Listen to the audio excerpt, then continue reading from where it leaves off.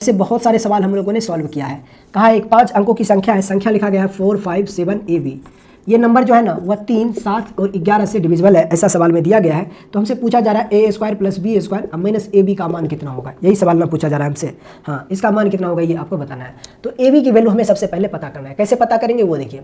अगर 5 अंकों की संख्या, ये 5 अंकों की संख्या अगर 3, 7, 11 से डिविजिबल है तो ये नंबर जो होगा 5 अंकों की जो संख्या होगी वह 231 से भी डिविजिबल होगा, क्योंकि 3, 7, 11 का एलसीएम जो होगा वह 231 होगा। तो ये 5 अंकों की संख्या जो होगा वह 3, 7, 11 के साथ साथ 231 से भी डिविजिबल होगा। इतना बात अपने को पता है। तो ऐसे सवालों में हम लोग क्या करते हैं कि ए की भी मैक्सिमम वैल्यू हम लेते हैं और बी की भी मैक्सिमम वैल्यू रख के 231 से डिवाइड करते हैं और जो रिमाइंडर आता है उसको हम 99 से माइनस करके वो हमारा फाइनल वैल्यू होता है ए बी का। तो यहाँ पर आपको क्या करना है, ये नंबर आपको मिलेगा 4, 5, 7, 9 ऐसा मिलेगा।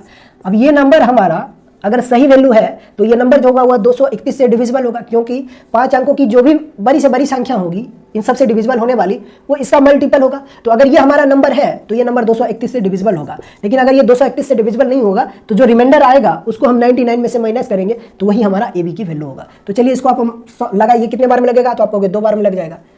2 बार में 462 हो जाएगा, नहीं लगेगा, एक ही बार में लगेगा, है ना, एक बार में लगेगा।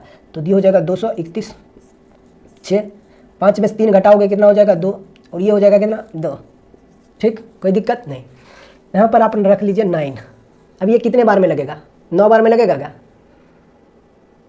9 बार में लग जाएगा। 9 बार में अगर आप जाते हो तो ये हो जाएगा, 9 बार में अगर आप जाते हो तो हो जाएगा 9 एकम 9, 9 तिया 27 के साथ बाकी 2, 9 दूना 18, 18 और 2 कितना हो जाएगा 20 हो जाएगा। ठीक है, ये हो जाएगा 9 में से 9 घटेगा 0, 16 में से 7 घटेगा 9 हो जाएगा 1, ये कैंसिल ही हो जाएगा। ठीक है, फिर अंतिम अंक जो है वह है 9।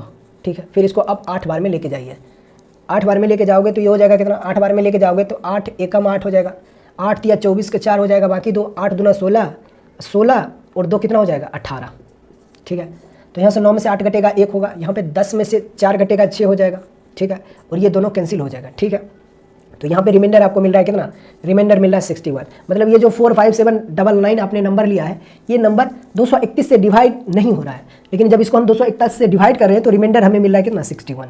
हमें चाहिए ए बी की वैल्यू। तो इसके लिए हमें क्या करना होगा कि यहाँ पर जो 2 नंबर आपने अपने मन से रखा था, आपको चाहिए क्या, आपको चाहिए ए बी की वैल्यू। तो यहाँ पर जो 2 अपने मन से वैल्यू रखा था 9, 9, इसमें से रिमाइंडर को आप माइनस कर दीजिए, तो जो नंबर आपको मिलेगा वही ए बी की वैल्यू होगा। तो 9 में से 1 घटेगा कितना हो जाएगा 8, 9 में से 6 घटेगा कितना हो जाएगा 3।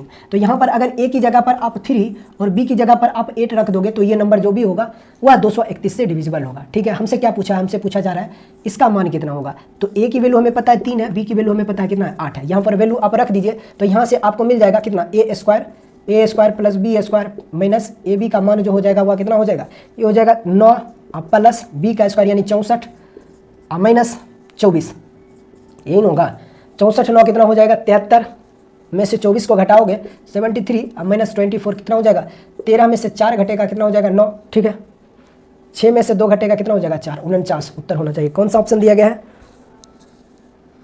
ऑप्शन नंबर ए इस सवाल का उत्तर।